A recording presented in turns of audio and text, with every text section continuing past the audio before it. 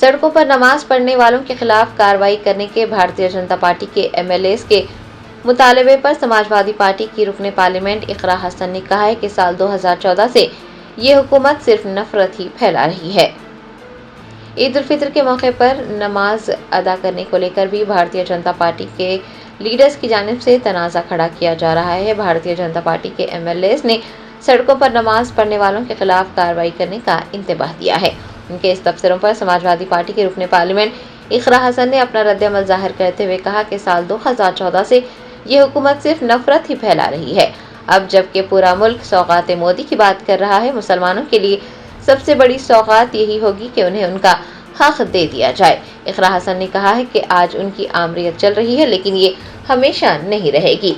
वक्फ तरमीमी bill के खिलाफ all India Muslim personal law board की जानिब से एहतजाज की कॉल पर इकरा हसन ने कहा कि उन्हें इस बात की खुशी है कि जो लोग हुकूमत से वाबस्ता हैं वो आगे आकर वक्फ तरमीमी बिल के खिलाफ बात करने के लिए जद्दोजहद कर रहे हैं और इसमें हिस्सा ले रहे हैं। उन्होंने उम्मीद जताई है कि हुकूमत इसको समझेगी और इस तरह के आमिराना अहकामात को वापस ले लेगी। नमाज कहाँ पढ़नी और कहाँ नहीं पढ़नी? जी हाँ, 10 मिनट की नमाज में इतनी बड़ी आपत्ति पूरे देश को हो रही है, सरकारों को हो रही है, तो बहुत आश्चर्य की बात नहीं है, क्योंकि लगातार 2014 के बाद से जिस कगार पे ये सरकार इस देश को लेकर आई है, सिर्फ इन्होंने नफरत बोए हैं।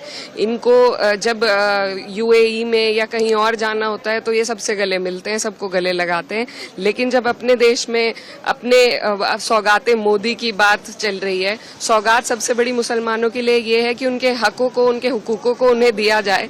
लगातार छीनने का काम जो हो रहा है, चाहे कहीं सर्वे करा के हो, वक्फ का बिल ला के हो, आज नमाज रोक रहे हैं, कल पता नहीं क्या करना चाहते हैं, लेकिन हम इस देश की मिट्टी में हमारे बड़ों का, हमारे बुजुर्गों का खून शामिल है। हम कहीं नहीं जाएंगे, यहीं रहेंगे। सरकारें आती हैं, जाती हैं, आज इनकी तानाशाही है, लेकिन हमेशा नहीं चलेगी। वक्त को लेकर बात हो रही है कि लाया जाएगा। All India Muslim personal law board ने कहा है कि जितने भी लोग हैं इसका विरोध करते हैं वो काली पट्टी बांध कर चलें और अपना विरोध जताएं, पब्लिक में जाएं, लोगों के बीच में जाएं। इसको कैसे देखें? लगातार इसका विरोध प्रदर्शन हो ही रहा है और सब लोग विरोध कर रहे हैं, लेकिन सरकार अपनी तानाशाही पे आमादा है। लेकिन हमें देखिए अब क्या किस तरीके से लेकर आते हैं। हम लोग पूरी तरीके से अपोज तो करेंगे, लेकिन इसी तरीके से सारे हक छीन कर आपको एक पैकेट पकड़ाया जा रहा है सौगात देने के रूप में, तो ये इनकी जो दोहरी पॉलिसी है उसको दर्शाता है और इन लोग ऐसे लोगों का राज लंबे टाइम तक नहीं चलता है। जैन चौधरी भी मैम पॉलिसिंग है। देखिए, जो भी आदमी जो हिंदुस्तान की भावना को, संविधान की भावना को अपने दिल में लेकर चलता है, वो समझता है कि ये गलत है। और मुझे खुशी है कि कुछ लोग जो सरकार के साथ जुड़े हुए हैं वो इतनी समझ रख रहे हैं कि वो आगे आकर इन सब चीजों के खिलाफ बोल रहे हैं। और उम्मीद यही है कि सरकारें समझेंगी और इस तरीके के जो फरमान है तानाशाही के, उनको वापस लेंगी।